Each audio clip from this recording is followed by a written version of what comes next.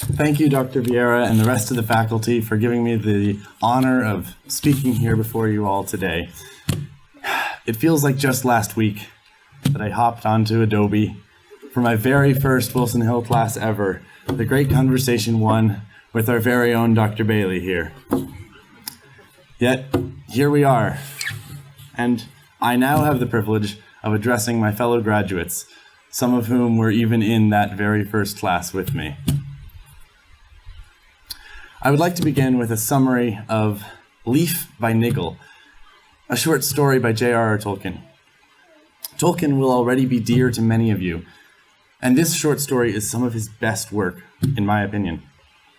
So I share this story not least because I want to encourage you all to read it for yourselves.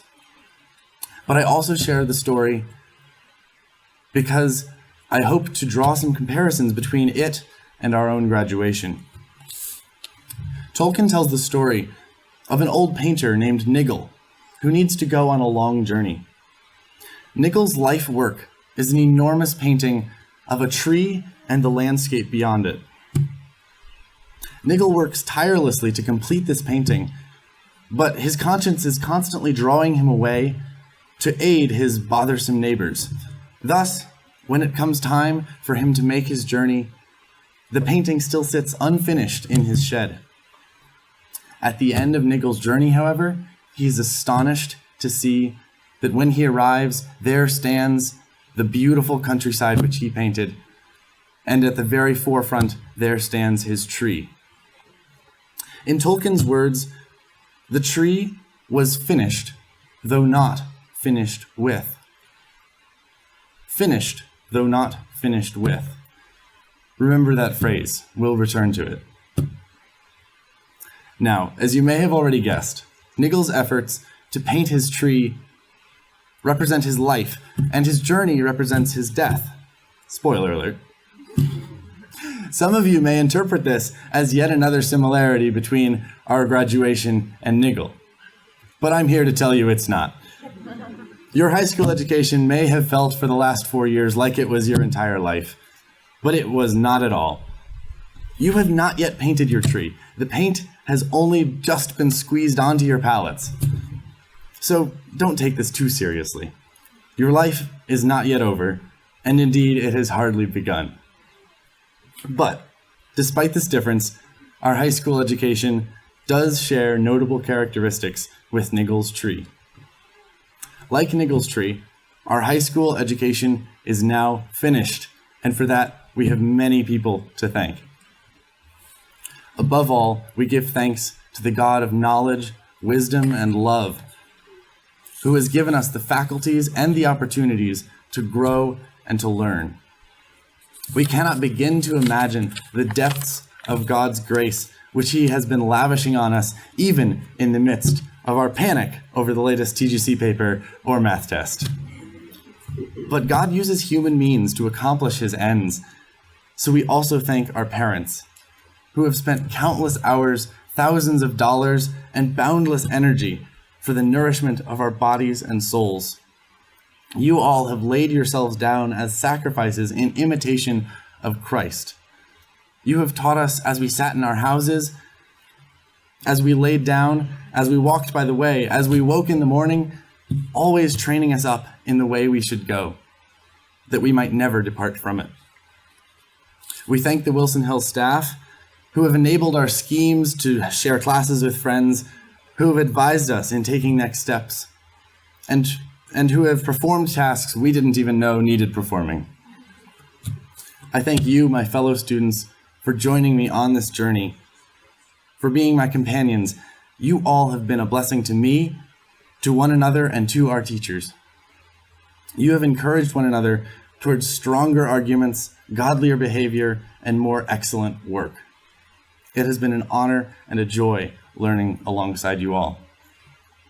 Finally, on behalf of all the seniors, I thank you, our dear Wilson Hill teachers. What an essential part of the Wilson Hill community you are. Perhaps my biggest regret in graduating is that I did not get to take a class with every one of you.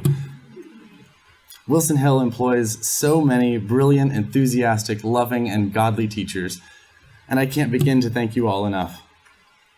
I don't even have time to mention Dr. Colvin's skibbity-riz slang abilities, Mr. Altaga's classy suspenders, Mr. Rainey's lengthy rabbit holes, Mr. Choi's medieval astrolabe, Dr. Vieira's melodious singing, and all the other quirks and passions of you teachers, which have made you so dear to us all.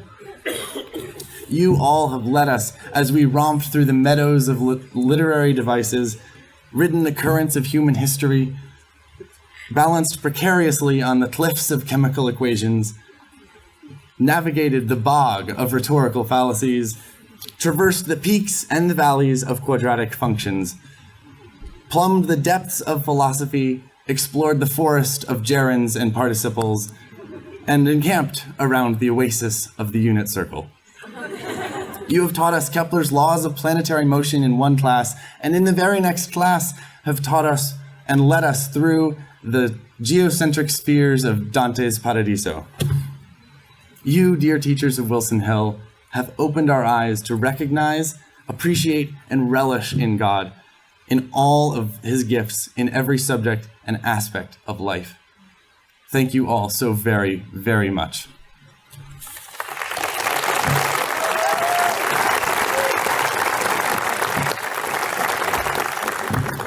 And now, my fellow seniors, let me remind you of the phrase I shared toward the beginning. Finished, though not finished with. You all know the feeling.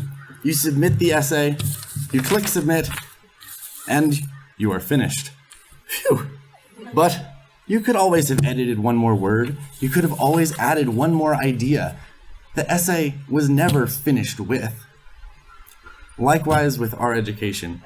All these people and many more have provided you with this high school education.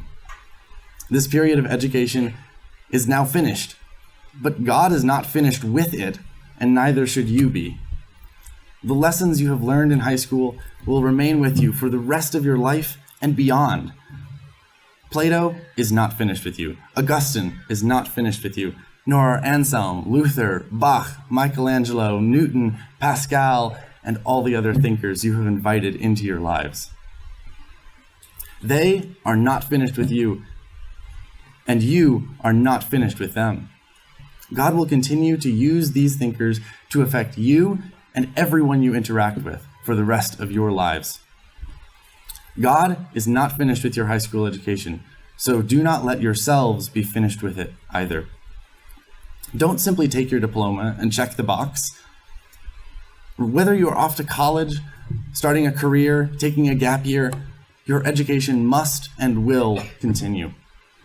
True education sees God in all things for all of life. So, my friends, pursue truth and excellence in all of life, not only in the grand and noble tasks, your church, your family, your career, your calling, but also in the mundane tasks of every day. I deliver this charge along with one of my favorite obscure Bible verses, Nehemiah 3:14. Quote, Malchijah, the son of Rechab, ruler of the district of Beth-Hakerem, repaired the dung gate. He rebuilt it and set its doors, its bolts, and its bars. End quote. After I first discovered this verse, it actually became a refrain of sorts for me, a reminder that God blesses and rewards faithfulness also in the humble tasks. Malchijah has one more verse in the Bible than I do. And so I return to my opening story. Like Niggle's tree, may our education be finished but not finished with. The paint is now on your palette. In the following years, I urge you all to paint each leaf with excellence.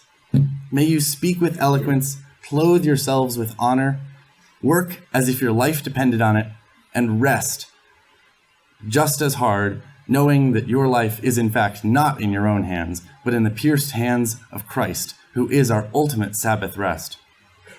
May you forever cook and feast, weep and laugh, learn and teach, doing all to the glory of God. I pray that Leaf, by Wilson Hill Academy graduates of 2024, may be a glorious, beautiful leaf on the tree of life, which is God's. Thank you.